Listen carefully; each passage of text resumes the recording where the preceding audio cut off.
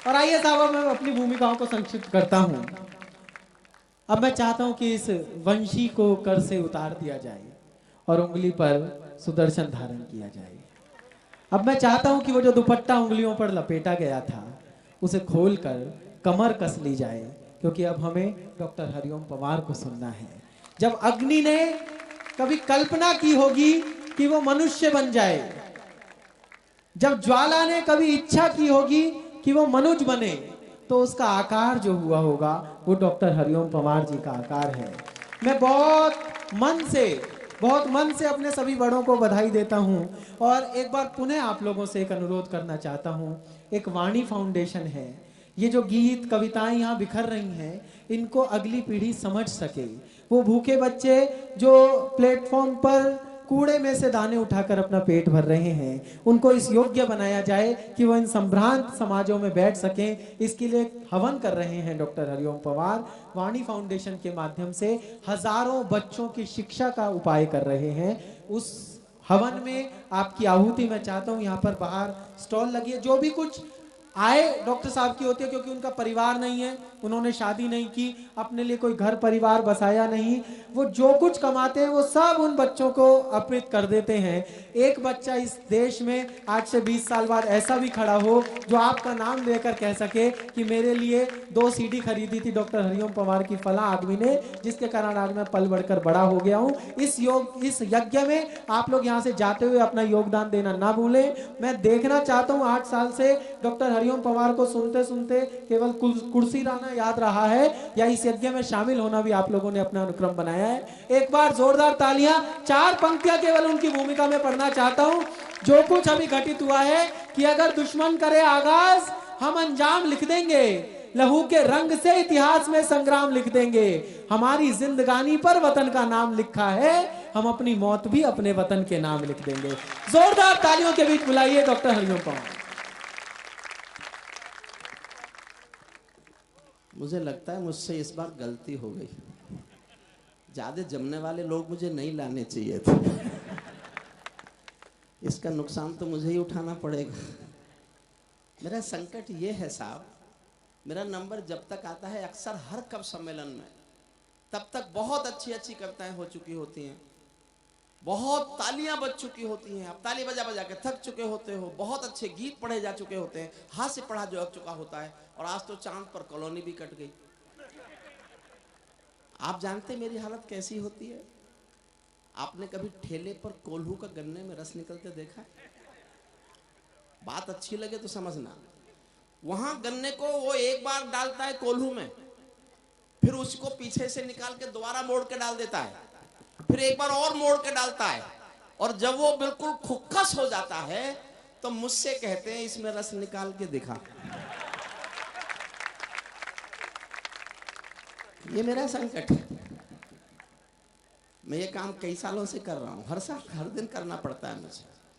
मैं कोशिश करता हूं, कोशिश से नहीं निकलेगा तो बीच में नींबू फंसाऊंगा, और नींबू भी नहीं मिलेगा तो ये विष्णु है ही। मैं उसके प्यार के गीतों का बड़ा हिमायती हूं साहब। इसका आवाज ये अब बढ़ाएगा कोई नहीं। देखिए, ये मेरा विषय नहीं है, इसकी आवाज रोकने के लिए इसका वॉल्यूम कम करेंगे। आप वॉल्यूम कम मत कीजिए, आवाज सहलेगी। प्यार का एक उदाहरण मैं देता हूं विष्णु, शायद तुमने भी कभी नहीं सुना होगा। जब 14 साल का वनवास काटकर राम वापस आए तो राम के स्वागत में हजारों लोग पूरी की पूरी अयोध्या उमड़ आई। सब नर नारी पूरे इकट्ठे हो गए राम का स्वागत करने के लिए। राम ने एक बात महसूस की कि भीड़ में बच्चे नहीं है।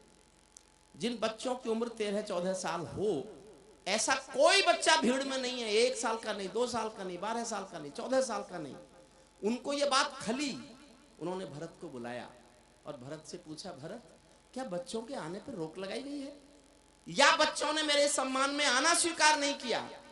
सुनते ही भरत रो पड़े कि प्रभु आप शायद नहीं जानते, जिस दिन से आप वनवास में चले गए पूरी अयोध्या में दाम्पत्य धर्म का पालन ही नहीं हुआ, किसी बच्चे ने जन्म ही नहीं लिया, 14 साल बिना बच्चे के जन्म के गुजरे। ये भी एक प्यार की पराकाष्ठा है। विष्णु के गीत भी प्यार की पराकाष्ठा है। एक बात मैं और कहना चाहता हूं, आपको ऐसा लगना चाहिए ना मैं पढ़ा लिखा भी हूं। हमारे कवि नहीं है तो मैं क्या करूं। जब शिवाजी ने सिंहगढ़ का किला जीत लिया तो शिवाजी की मां चाहती थी वहां पहले राम की कथा हो। समर्थ रामदास गुरु बुलाए गए, जीजाबाई के हुक्म पर कथा चलने लगी। कथा में एक दिन प्रसंग आया कि सीता का अपहरण हो चुका है, वो अशोक वाटिका में बैठी है, राम की याद में चिंता में है, चेहरे का रंग सफेद हो गया है, उनके चारों ओर अशोक वाटिका में सफेद गुलाब के फूल खिले हैं, सफेद गुलाब के फूलों का रंग और सीता माँ के चेहरे का रंग एक जैसा सफेद दिखता है। इतना सुनना था कि भीड़ में से एक आदमी खड़ा हो गया। उसने कहा, गुरुदेव कथा तो बहुत अच्छी कहते हो लेकिन झूठ मत बोलो। जहां सीता बैठी थी अशोक वाटिका में वहां सफेद गुलाब के फूल थे ही नहीं, वहां तो सुर्ख लाल गुलाब के फूल थे। गुरुदेव ने पूछा, आप कौन है? वो बोला, मैं हनुमान जी हूं, मैं कथा सुनने आया हूं, राम ने भेजा है मुझे, और तुम तो झूठ बोलते हो। गुरुदेव ने कहा, चुपचाप बैठ जाओ, वहां सफेद गुलाब के फूल थे। हनुमान उठ के चले गए, राम से शिकायत कर दी, कहां भेज दिया मुझे, झूठी कथा में भेज दिया आपने मुझे, वहां सफेद गुलाब के फूल बताए जा रहे हैं। राम हंसकर बोले, हाँ वहां सफेद गुलाब के फूल थे। अब हनुमान जी को आश्चर्य हुआ, छुटते ही बोले, आप देखने गए थे? अरे जो देखने गया उसकी मानोगे कि गुरुदेव की मान लोगे? राम ने फिर भी कहा, नहीं वहां सफेद गुलाब के फूल थे। तो हनुमान जी भागे भागे सीता माँ के पास गए कि इनको क्या पता, सीता माँ ने देखे और मैंने देखे, और जाके सीता से शिकायत की, गुरुदेव झूठी कथा कह रहे हैं, भगवान राम उसका समर्थन कर रहे हैं, आपने तो देखे ना वहां सफेद गुलाब के फूल थे ही नहीं, सुर्ख लाल गुलाब के फूल थे। सीता ने कहा, नहीं पुत्र वहां फूल तो सफेद गुलाब के थे। अब हनुमान जी को गुस्सा आ गया। कोई भक्त सच्चा होगा, गुस्सा करेगा तो रो पड़ेगा। रो पड़े हनुमान की, मुझे झूठा बनाने पे क्यों तुल गए सब लोग, मैंने देखे वहां सफेद गुलाब के फूल नहीं थे, सुर्ख लाल गुलाब के फूल थे। जब हनुमान रो पड़े तो सीता ने सर पे हाथ रखा और कहा, पुत्र फूल तो सफेद गुलाब के ही थे, लेकिन जब तुमने वहां अपने स्वामी राम की पत्नी को रावण की कैद में देखा तो तुम्हारी आंखों में क्रोध का खून था, तुमको सफेद गुलाब के फूल भी लाल गुलाब के फूल नजर आते थे, वरना फूल तो सफेद गुलाब के। अब तो यकीन आया होगा पढ़ा लिखा। देखिए, मैं इतनी कविताएं मैंने सुनाई हैं। एक कविता मैंने ऐसी लिखी थी जिसके बाद हम चाहते थे भारत सरकार वो फैसला करे जो उन्होंने कर लिया। अब उसको पढ़ने का कोई अर्थ रह नहीं गया। वो कहेंगे, साहब ये तो आप समझते हैं वहां केवल 38 आतंकवादी मरे हैं? हिंदुस्तान के वीर रस के 38 कवियों की कई सारी कविताएं मरी हैं। ये हत्या केवल आतंकवादियों की नहीं हुई है, वीर रस ही निपटा दिया उसने। वो चाहता वो ही रहेगा वो जो। क्यों तुरंत जी? मैंने मोदी जी पर एक कविता लिखी थी जब, अब से 2 साल पहले जब वो आए थे प्रधानमंत्री बन के, तब तक पूरी भी नहीं थी वो कविता, मैंने पिछले साल नहीं सुनाई। अब वो कविता पूरी हो गई है, अगर आप आज्ञा दें तो मैं वो कविता सुनाना चाहता हूँ। जो लोग जाना चाहते हैं चले जाएं, लेकिन भोजन तभी मिलेगा जब मैं कविता पढ़नी बंद करूंगा। मैं जानता हूं किस लिए है, नहीं मिलेगा साहब अभी। चलिए कोई नहीं, आवश्यक है। देखिए, मैं 40 साल पहले जब मैंने कविताएं लिखनी शुरू की, आदरणीय ओमवीर जी, मैंने तब यह तय कर लिया था कि कविताएं कभी भी किसी भी सरकार का समर्थन नहीं होती। कविताएं जब किसी सरकार का समर्थन करती हैं, या तो कविताएं मर जाती हैं या सरकार गिर जाती है।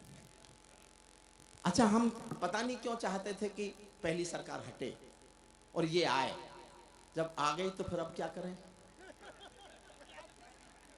संकट समझो, रहना तो हमको भी कब सम्मेलन की दुनिया में, और कोई काम तो हमारे पास अब है नहीं, यूनिवर्सिटी से रिटायर हो गए तो अब तो यही काम करते हैं।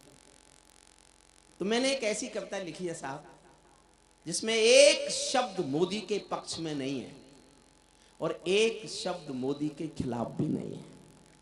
एक शब्द। मैंने तलवार की धार पे खड़े होकर कविता लिखी, इधर जाता तो बट जाता, इधर जाता तो कट जाता। मैं केवल अपने उन लोगों में जिनके प्यार से, देखिए ये कवि सम्मेलन सांगवान साहब, हसन साहब, बालियान जी, मेरा गुरूर है, मेरा घमंड है, मेरी हिम्मत है, मेरा हौसला है। मैं केवल इस कवि सम्मेलन से इतने गहरे से जुड़ गया हूं जितना मैं किसी मेरठ के भी कवि सम्मेलन से आज तक नहीं जुड़ा। मेरा वाणी फाउंडेशन प्रोग्राम करता है, मेरा मन उनमें इतना नहीं होता जितना इस कवि सम्मेलन में होता है। इतना जनता ने प्यार दिया है, इतना जनता ने प्यार दिया है, इतना लोगों ने हिम्मत दी है, हौसला दिया है, दुलार दिया है। मैं आज इस परीक्षा में पास होना चाहता हूं कि मैं ऐसी कविता लिख सका क्या कि जिसमें प्रशंसा भी ना हो, वरना तो वीर रस की कविताएं तो खिलाफ ही होती हैं। आप जानते हो 2 लाइन मैंने कितने गुस्से में लिखी थी, जिसके बाद भारत सरकार ने फैसला लिया है। 2 लाइन बता दूं मेरा गुस्सा किस हद तक था। आपको लगे कि इस गुस्से के बाद सरकार के पास कोई रास्ता नहीं था कि वो यही करे जो उसने किया। मैंने गुस्से में यहां तक लिख दिया था, लगता है तुम भी सत्ता के अहंकार में ऐठे हो, क्या 17 मंत्री मरने के इंतजार में बैठे हो।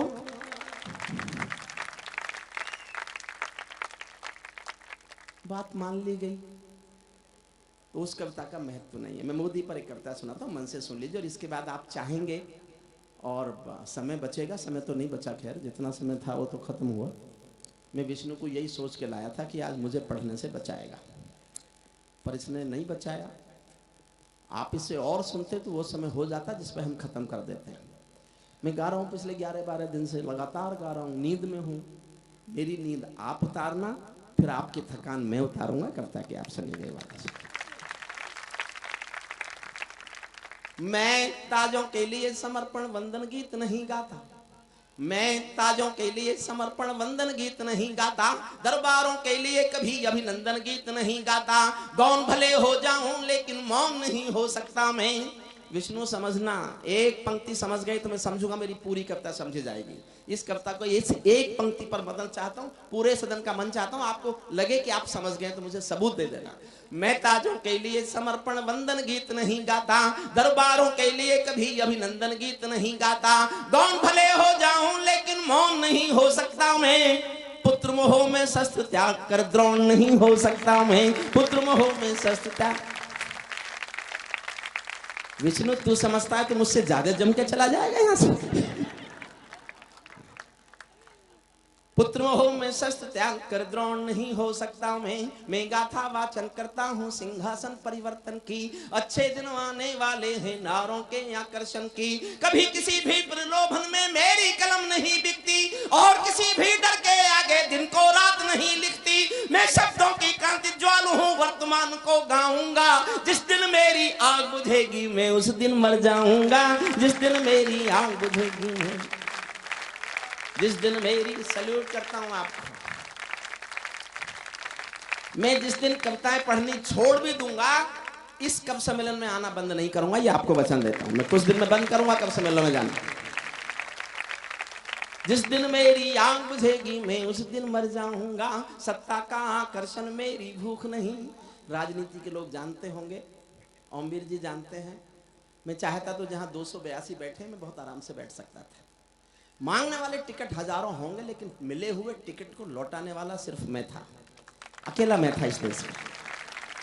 और क्यों था, मेरा परिचय सुनिए।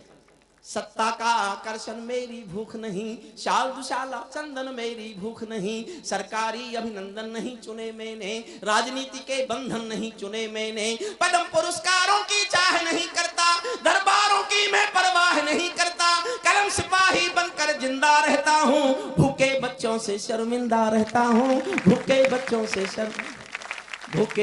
से शर्मिंदा रहता हूँ, कलम सिपाही बनकर जिंदा रहता हूँ, पगडंडी से लाल किले तक जाता हूँ, झुग्गी झोपड़ियों के आंसू गाता हूँ। कविता का शीर्षक लिखता हूँ, अपने बड़े भाई ओमवीर जी तोमर जी को समर्पित करता हूँ। मेरी कविता का शीर्षक अच्छा लगे और आप चाहें कि आपके इस अपने को ये शीर्षक जीना चाहिए, तो मुझे फिर एक बार तालियों से नवाजना। पगडंडी से लाल किले तक जाता हूँ, झुग्गी झोपड़ियों के आंसू गाता हूँ, लेकिन दरबारों में कभी का शीश नहीं झुकने दूंगा, लेकिन दरबारों में कभी का शीश नहीं झुकने दूंगा, कविता का सिंहासन से संग्राम नहीं रुकने दूंगा, कविता का सिंहासन से संग्राम नहीं रुकने। जब चुनावों के नतीजे आए तब 2 लाइन लिखी, भारत माँ के घर में नया बसंत दिखाई देता है, वंशवाद की परंपरा का अंत दिखाई देता है, वंशवाद की ये चुटकुला है क्या है मुझे पता नहीं, मैं मंचों पे सुनता हूँ। जब किसानों की फसलें नष्ट हुई तो आदरणीय सोनिया गांधी जी कहीं किसानों को मुआवजा बांटने गई। फसलें नष्ट हुई थी पिछले साल, तो वहां कुछ किसानों ने आपस में कुछ पैसे इकट्ठे किए और सोनिया जी के पास लेके पहुंचे। बोले मैडम लो। बोले मुझे क्यों दे रहे हो?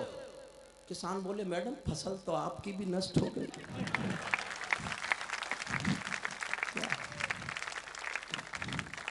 देखो बहुत दुखी मत हो, मैंने मोदी जी को खबर भेजी थी कि पाकिस्तान को आपको निपटाने की जरूरत ही नहीं है, ये काम राहुल जी कर सकते हैं।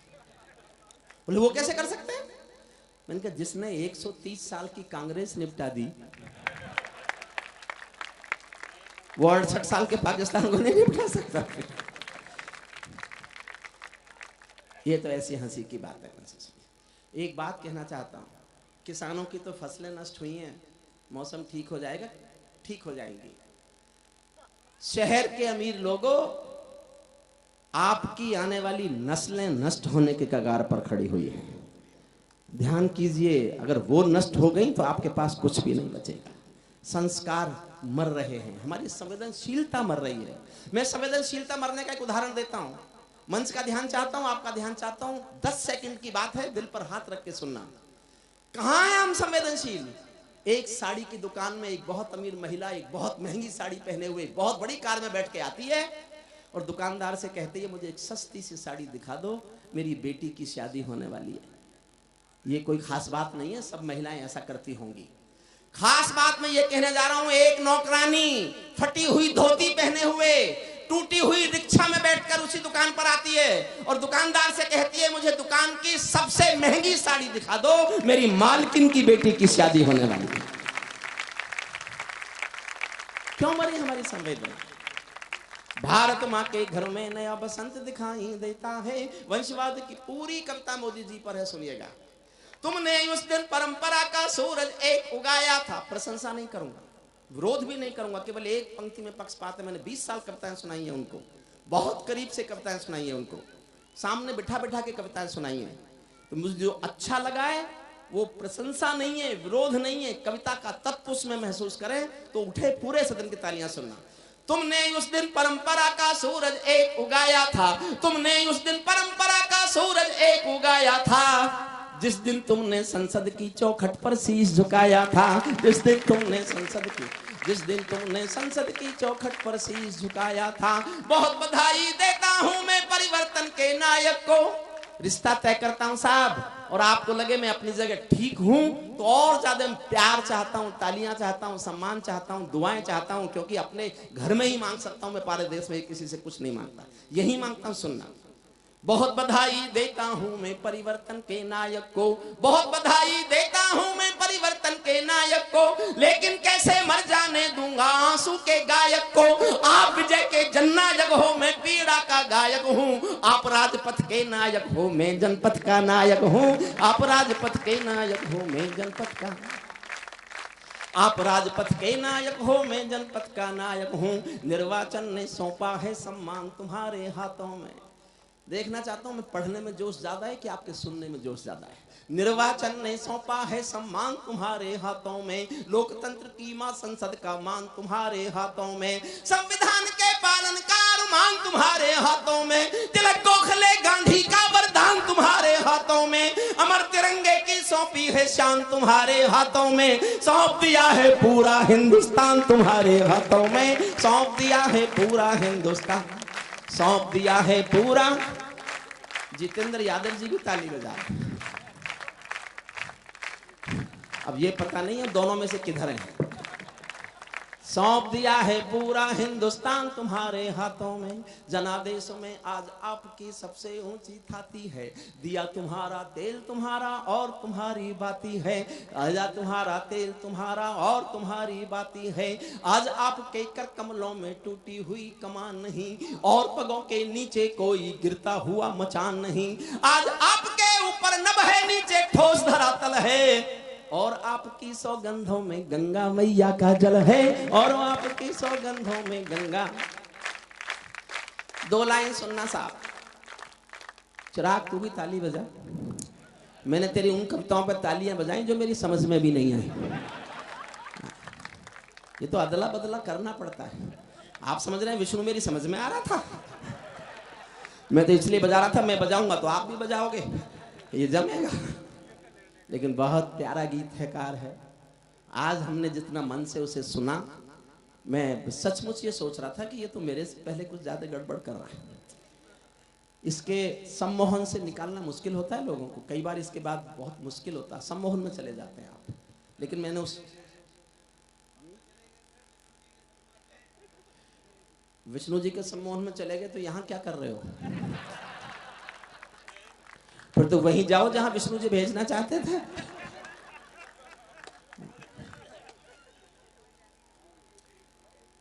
चलिए मन से सुनिएगा। दो लाइन आपको भा जाए और आपको लगे कि हाँ सच तो यही है, तो समर्थन चाहता हूं। आज आपके कर कमलों में टूटी हुई कमान नहीं, विजय किसी की नहीं, विजय ये परिवर्तन के यश की थी, देश चेंज चाहता था। अगली पंक्ति जानना चाहता हूं आप कितना समझे। विजय किसी की नहीं, विजय ये परिवर्तन के यश की थी, और पराजय गांधी जी के बंदर के अपयश की थी, और पराजय गांधी जी के बंदर के अपयश की थी। 10 सालों तक बैसाखी से तारे टूटे मौन रहे, घोटालों पर घोटालों के अनबम फूटे मौन रहे, हर घटना दुर्घटना पर मौनी बाबा हो जाते थे, हनुमान चालीसा सीने पर रखकर सो जाते थे, हनुमान चालीसा सीने पर रखकर सो जाते थे। जिस ईमानदार के घर में कौल दलाली पलती हो, मैं दब्बू ईमानदार के पाप नहीं छिपने दूंगा, कविता का सिंहासन से संग्राम नहीं रुकने दूंगा, कविता का सिंहासन से संग्राम। दूसरा छंद सुनिए। आज आपके सारे घोड़े, आज आपके रथ के सारे घोड़े हिम्मत वाले हैं। कुछ साधु ज्यादा ही हिम्मत वाले हैं, जो चाहे बोलते हैं। आज आपके रथ के सारे घोड़े हिम्मत वाले हैं, गायत्री के गंगा माँ के गैया के रखवाले हैं। और 2 लाइन पढ़ रहा हूं साहब, कोई भाजपा के हों को बुरा ना माने, क्योंकि सच तो यही है। आज आपके रथ के सारे, कांग्रेस है अभी है जी, अच्छा ठीक है। अगर है तो इस कविता के बाद नहीं रहेगी, आपके बैठने से क्या होता है। आज आपके रथ के सारे घोड़े हिम्मत वाले हैं, गायत्री के गंगा माँ के गैया के रखवाले हैं। लेकिन ये भड़कीले भाषण जो जहरीले नारे हैं, बात ठीक लगे तो सबकी तालियां चाहता हूं, लेकिन ये भड़कीले भाषण जो जहरीले नारे हैं, ये मोदी सिंहासन के हम दर्द नहीं हत्यारे हैं, ये मोदी सिंहासन के हम दर्द नहीं हत्यारे हैं। सिंहासन का हिस्सा बांटो तुम उसको चाहो जिसको। साहब मैंने जीवन में केवल 2 लोगों के साथ काम किया है। 1975 में जब मैं पढ़ रहा था LLM में, तब मैंने जयप्रकाश नारायण के आंदोलन में हिस्सा लिया। मैंने मीसा भोगा है। मैं जेपी के आंदोलन की कोख से पैदा हुआ कवि हूं। जेपी के आंदोलन की कोख से 2 चीजें पैदा हुई, जनता पार्टी और हरिओम पंवार।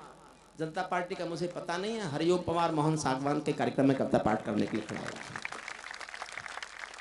फिर मैं राजनीति में कभी नहीं गया, राजनीति मुझे आती नहीं है, राजनीति करनी मुझे पता नहीं क्यों, मुझे कभी भाई नहीं।